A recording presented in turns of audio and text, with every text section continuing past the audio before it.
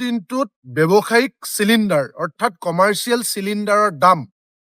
একেটা দিনতে একেবাৰতে বৃদ্ধি হৈছে 993 টকা 993 ৰুপিজ অৰ্থাৎ যোৱাকালি দিনটোলৈকে ব্যৱসায়িক চিলিণ্ডাৰ এটাৰ মূল্য আছিল 2322 টকা আৰু আজিৰ দিনটোত একেকোবে 993 টকা বৃদ্ধি হৈ গেছ চিলিণ্ডাৰৰ মূল্য হ'ল 3315 টকা অৰ্থাৎ অসমৰ লগতে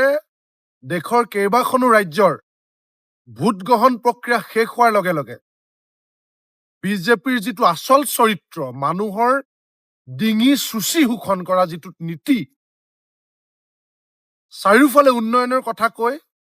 ধাৰত ডুব যোৱা মন্দাৱস্থা ইকনমিক কণ্ডিশ্যন একেবাৰে ভাঙি চুৰমাৰ হৈ যোৱা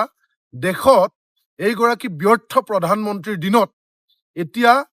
ইলেকশ্যনৰ আগত বালিত মূৰ গুজি আছিল আৰু ইলেকশ্যন পাৰ হৈ যোৱাৰ লগে লগে সেই আচল চৰিত্ৰ এতিয়া উন্মোচিত হ'ল এইটো কেৱল আৰম্ভণি ইয়াৰ পিছত ঘৰুৱা চিলিণ্ডাৰৰ মূল্য কিমান পৰ্যায়ত বৃদ্ধি পাব আপোনালোকে অপেক্ষা কৰক পেট্ৰল ডিজেলৰ মূল্য কিমান আপোনালোকে অপেক্ষা কৰক কি পৰ্যায়ত বৃদ্ধি হ'ব এইটোৱে হৈছে বিজেপিৰ আচল চৰিত্ৰ মানুহক প্ৰলোভন দি ঠগাৰ যদি একমাত্ৰ পাৰ্টিটো হৈছে এইটো বিজেপি আৰু মানুহক ইলেকশ্যনৰ আগত লোজেন দি ঠগে যে মানুহক এই যে আঁচনিৰ নামত মানুহক যে নচুৱাইছিল এতিয়া অসমৰ লগতে দেশৰ জনসাধাৰণে চকুৰে সৰিয়হ ফুল দেখি কান্দিবৰ কাৰণে প্ৰস্তুত হওক আজি আৰম্ভণি হৈছে একেকোবে কমাৰ্চিয়েল চিলিণ্ডাৰৰ দাম 993 টকা বৃদ্ধি হৈ 3315 টকা হৈছে ইয়াত যে কেৱল ক্ষুদ্ৰ ব্যৱসায়ীসকলেহে ইয়াৰ সমস্যাৰ সন্মুখীন হ'ব লোকচানৰ সন্মুখীন হ'ব এনেকুৱা নহয় ধৰি লওক এখন ফাষ্ট ফুডৰ দোকান দিয়া এগৰাকী ক্ষুদ্ৰ ব্যৱসায়ী তেখেতে এটা চিলিণ্ডাৰ আজিৰ পৰা আগলৈকে 2200 বা 2300 টকাত কিনি আছিল এতিয়া 993 টকা বৃদ্ধিৰ পাছত 3300 টকাত যেতিয়া কিনিব লগা হ'ল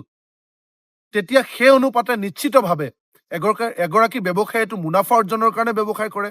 তেখেতে সেই বৃদ্ধি অনুপাতে এতিয়া এক প্লেট ঘুগুনি যদি 10 টকাত বিক্ৰী কৰিছিল তেখেতে নিশ্চিতভাৱে 20 টকা বা 25 টকা কৰিবলৈ বাধ্য হৈ পৰিব গতিকে তাৰ পৰা সাধাৰণ ৰাইজ এতিয়া পোনপটীয়াকৈ ক্ষতিগ্ৰস্ত হ'ব আৰু আমি সাধাৰণ ৰাইজে সেই দোকানীজনৰ লগত বা ব্যৱসায়ীজনৰ লগত তৰ্ক কৰিম কিন্তু আচলতে কোনে বহাইছে আমি ভোট দি কাক দেশখনৰ বা ৰাজ্যখনৰ অভিভাৱক পাতিছো কাৰ হাতত আছে এই মূল্য বৃদ্ধি নিয়ন্ত্ৰণৰ চাবিকাঠি কোনে নিয়ন্ত্ৰণ কৰে গেছ চিলিণ্ডাৰৰ মূল্য কেন্দ্ৰীয় চৰকাৰ ৰাজ্য চৰকাৰ প্ৰধানমন্ত্ৰী এইবিলাকক আমি প্ৰশ্ন নকৰোঁ আমি প্ৰশ্ন কৰিম কাজিয়া লাগিম এতিয়া এই সৰু সৰু ব্যৱসায়ীবিলাকৰ লগত গতিকে আমি ৰাইজো সজাগ হ'বৰ সময় হ'ল যে নিৰ্বাচনৰ আগত বালিত মূৰ গুজি এতিয়া কেনেকৈ ডিঙি চুচাৰ তেওঁলোকে প্ৰক্ৰিয়া আৰম্ভ কৰি দিছে এতিয়া আমি নৰেন্দ্ৰ মোদী ডাঙৰীয়াক সততে দেখোঁ যে তেখেতে মন কী বাত কৰে আৰু মন কী বাত কৰি তেখেতে বাধ্য কৰায় বুথৰ মানুহক তেওঁলোকৰ কাৰ্যকৰ্তাসকলক শুনিবৰ কাৰণে নৰেন্দ্ৰ মোদী ডাঙৰীয়াক আমি প্ৰশ্ন কৰিছোঁ সুধিব বিচাৰিছোঁ ইয়াৰ এই যে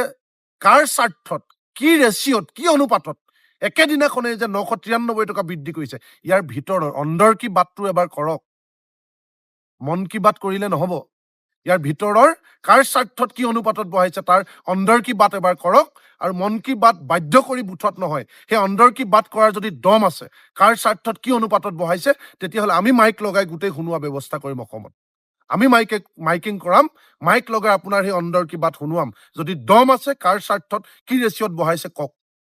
এনেকৈ মানুহক লুণ্ঠন নহয় ইয়াৰ আগতে কি কৈছিল অব কি বাৰ মোদী চৰকাৰ অব কি বাৰ 400 পাৰ এইবাৰ অব কি বাৰ বিজেপি কা মাৰ কাৰণ একেকোবে 993 টকা কমাৰ্চিয়েল চিলিণ্ডাৰৰ মূল্য বৃদ্ধি হৈছে